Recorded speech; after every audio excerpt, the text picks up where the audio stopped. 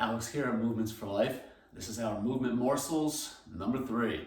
All right, so we're going to start with our basic little warm up. Again, the goal just to get the hips greased up a little bit, start moving around, prepare you physically and mentally. All right, so this is a great open step type lunge. I love this for all of my racket sport athletes, tennis players, paddle, pickleball, you name it, or golfers. All right, so I'm doing an open step lunge.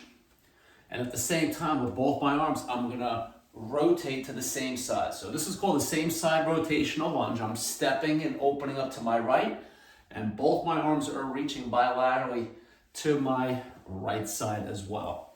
All right, so ideally, to transfer into all those racket sports or golf, I'm gonna keep my head facing forward. So I'm looking right at you. All right, it wouldn't be wrong if your head followed your hand, but to create separation between your cervical spine and thoracic spine, you're gonna keep your head facing forward, all right? As for the lunge, I'm sitting to my right leg, and I'll just give you a little bit of a different view.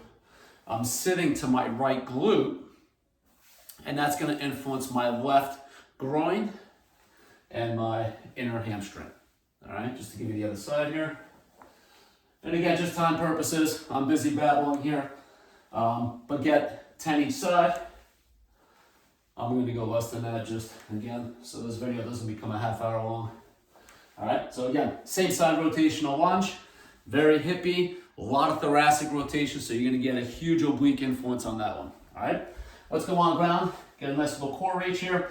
So I'm going to reach to my opposite toe, and then as I return back into my high plank position, I want to really minimize that low back hip sag. So I'm pushing through my arms. My belly button's nice and high, and I have a nice hip tuck. All right. On the way up, as I'm reaching towards my foot, my lower back, I'm actually going to arch my pelvis or my lower back, and that's going to put a nice stretch onto my hamstrings. So it's like a modified downward dog. You can think of this. All right. Nice little opposite arm reach. All right. So you're having a nice push, some nice scapular involvement there. Nice, easy warm-up, nothing too crazy. Go for 10 each side. All right, let's get into our first sequence here. So remember, quick review, morsels, movement morsels, 4 moves, energy system, lower body, upper body, core. I'm gonna go through 2 different rounds of that, all right? So this first one, I'm gonna use a dumbbell, and you could use a medicine ball, whatever kind of weight you have. I have a low ceiling here, so my elbows are going to be a little bit on the bent side. All right, so you can reach and straighten out those arms. So this is what's called a frontal plane chop. So I'm side bending, shifting really quickly. My focus is my pelvis. I'm trying to move my pelvis on the faster side here to generate momentum. The chain reaction is going to make its way up to the upper body. All right, so even though I'm using this for energy system, this is a massive core exercise. It looks really, really weird and stupid, but it's so challenging if you get it right. All right, so focus on the pelvis, shift it side to side as quickly as you can. Don't worry, nobody's watching. All right, get 20 on those. Absolutely, absolutely challenging. All right, super effective. All right, let's get into some deadlifts. I'm gonna use the kettlebell here. You can use a single dumbbell, you could use 2 dumbbells, you can use a barbell, whatever you have access to. Just apply the same principles of the motion into whatever piece of equipment you're using. All right, so side view is going to be the ideal here. So the deadlift is hip dominant. It should be a hamstring and a glute based exercise. You're also going to feel your abdominals with the hip tuck. All right, so we want more motion through the hip, not the knee. So we should see the pelvis moving backwards and forwards as opposed to up and down. If your pelvis is moving vertically, that's a squat, okay? That's more knee dominant. Doesn't mean that your glutes and hamstrings are not involved. However, it's more knee dominant, it's more quad based, all right? We're looking for hip dominant. So here's my setup. My knees are soft, bent. My butt is back. I'm keeping a nice arch at the low back. My head is looking straight down. I want to resist looking up because that's going to absolutely crush the cervical spine over time. So I'm looking down. From here, I'm pulling my hips forward. Get a nice hip tuck, glute activation. The glute activation is going to help stretch out my anterior hip. And there you have it. So I'm looking straight down. And then as I stand up and get nice and tall, I'm now looking across the room. So it's butt back, it's butt forward, and then you take it from there. All right? Shoot for about 12 to 20 repetitions there. All right? Next exercise is going to be a push-up to T rotation. I love push-ups. There's a ton of variations that we can do. Think of the push-up as a dynamic plank, right? Because you are in a prone position. All right, so for today's variation, I'm going to throw a T rotation.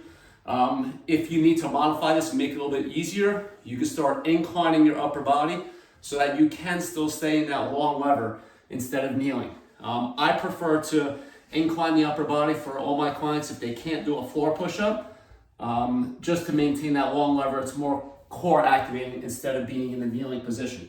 You can do whatever works for you. All right, so that push-up position, just like we did in the warm-up, high belly button hip tuck, I'm gonna push up down, come up into my T rotation. As soon as my hand comes down, I'm gonna lower myself down and bring it the other way. All right, with my head, I can either look down on my down hand, or I can actually follow my moving hand. You can do either or.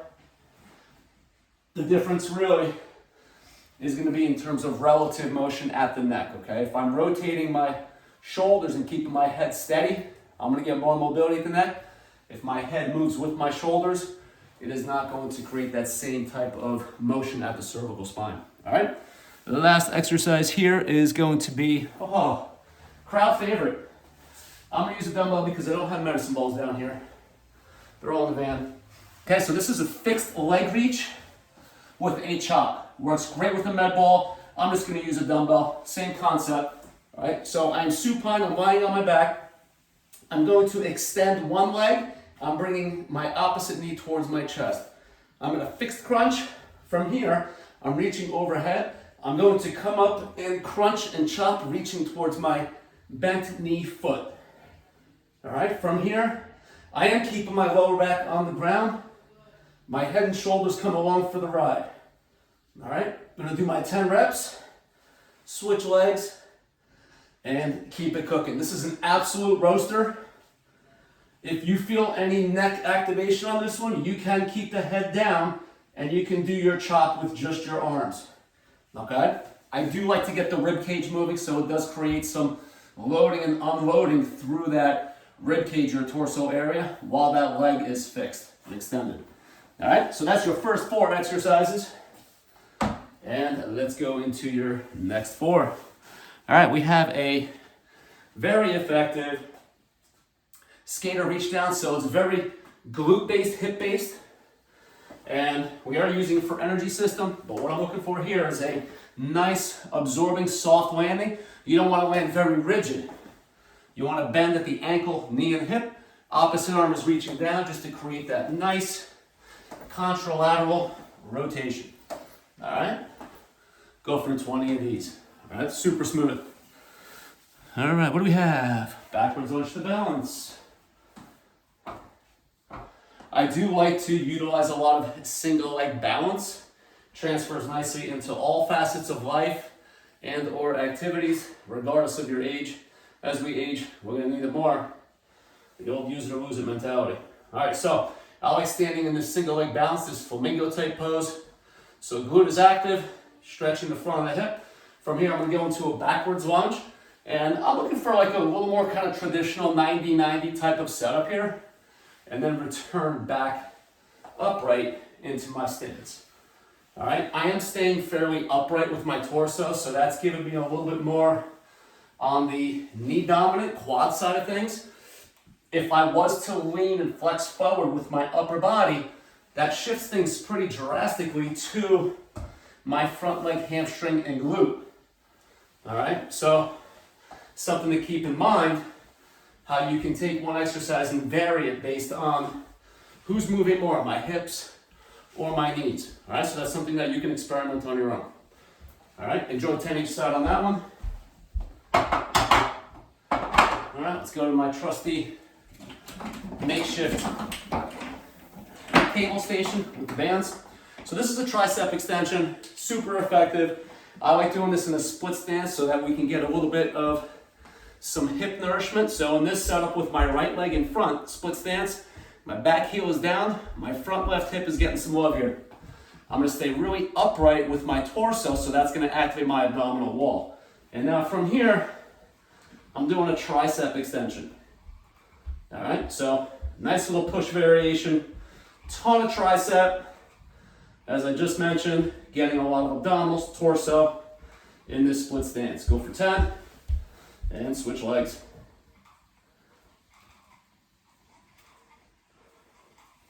All right, temps are gonna get warm, sun's gonna be out, you can get the guns out. That exercise will help you. All right, last move here. I'm gonna use the TRX on this one.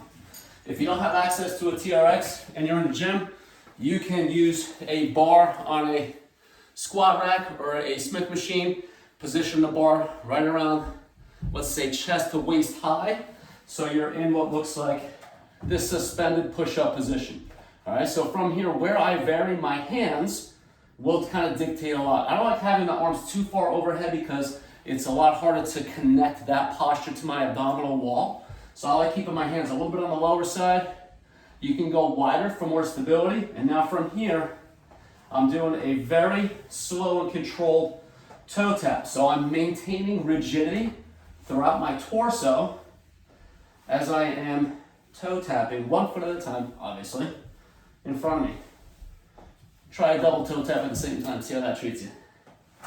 All right, so nice, slow, and steady.